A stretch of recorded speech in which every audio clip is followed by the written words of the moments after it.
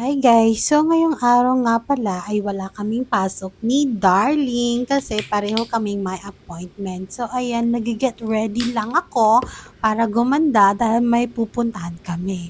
Ngayong umaga naman ay meron akong dental appointment at sa hapon naman ay yung appointment ni Habi. So ayan, naglagay lang ako ng aking... Ay, sorry, mali.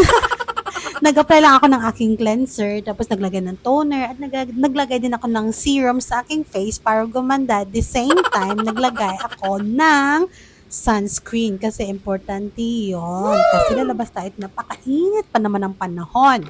Alam nyo na, kailangan protected ang ating skin. So, ayun nga. At dandahan ko lang itong ina-apply. Ayan, dandahan pa ba yan? Nakaspeed up na yan. Charot lang. So, ayan nga guys, nagmamadali na nga ako kasi alam mo naman si Dodong ko, yung Dodong ko parati nagagalit yan kapag nililate ako kasi ang dami-dami ko pang nilalagay. O, tingnan nyo, naglalagay pa ako ng hair mask sa aking buhok para naman gumanda ang mga curls kasi alam mo naman, hindi ko pa yan sinusuklay. Tsaka pag lumalabas ako, inayaan ko muna yung siyang mag-dry. Wow. Alam mo ba? So, ayan, parati niya ako pinapagalitan kasi nga, ang tagal-tagal ko daw. Ganun daw kasi mga babae. Ayan, diba? Ayos muna bago umalis ng bahay. So yan guys, nagmamadali na nga ako kasi nga si Dodong, sabi niya, nandyan na daw yung taxi sa baba. Ang bilis-bilis naman dumating ng taxi. Kaya nga napatakbo ako papunta doon kasi ano, kita mo yung blue na taxi, yun yung nag-aano. Eto naman after na ng dental appointment ko, tawang-tawa kasi hinabol namin yung bus. Kasi nandyan na yung bus sa bus stop. Tapos nung kakalabas pa lang namin ng polyclinic, tsaka hindi na rin ako nag-video sa loob ng polyclinic kasi bawal.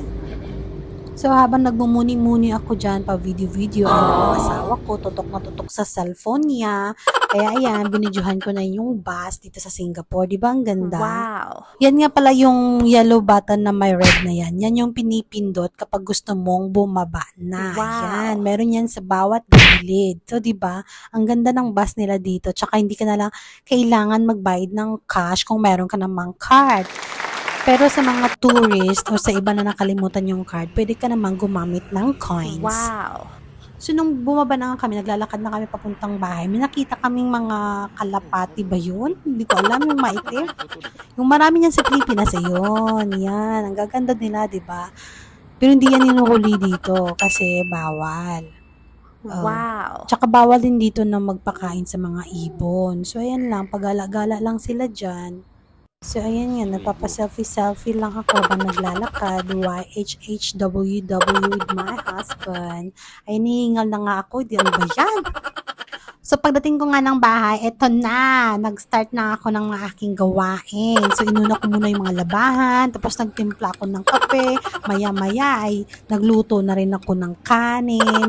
O, ayan. Tapos, nag-boil ako ng manok para ilalagay ko dun sa chicken curry na nilagay ko kasi naubos na namin yung manok kagabi. Tapos, habang nagmo-multitasking ako, ito naman ang ginawa ko. Kumuha ako ng combat na yan. Kasi gusto kong ilagay sa cabinet para naman mawala yung mga cockroaches. Wala namang masyadong cockroach dito sa bahay kasi parati ko nga nilalagyan nito. Dati meron, marami kasi yung naglilinis ng bahay, tamad-tamad. Ako naman, tinatamad naman ako. Pero ito yung ginagawa ko para walang cockroach na pumupunta sa bahay namin. So, nung kinahaponan ay pumunta nga kami ng skin center. So, ayan, pangiti-ngiti lang, pasmal-smile lang sa camera. So, ganyan pala yung skin center nila dito. Hindi masyadong matao kasi hapon na.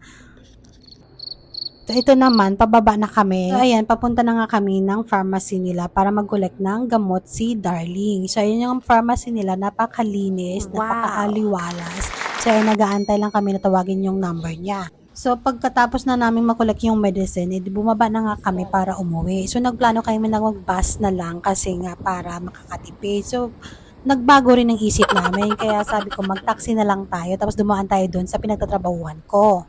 So, habang hinahantay nga namin yung taxi, ayan, tawa-tawa kami, kulitan kaming dalawa. So, kasi ang asawa kong kulit-kulit naman ito kapag magkasama kami parate. So, ayan nga, dumating na rin yung taxi na sasakyan namin. At dumaan na rin kami sa hawker center para kumain ng chicken rice. Sige na, bye-bye!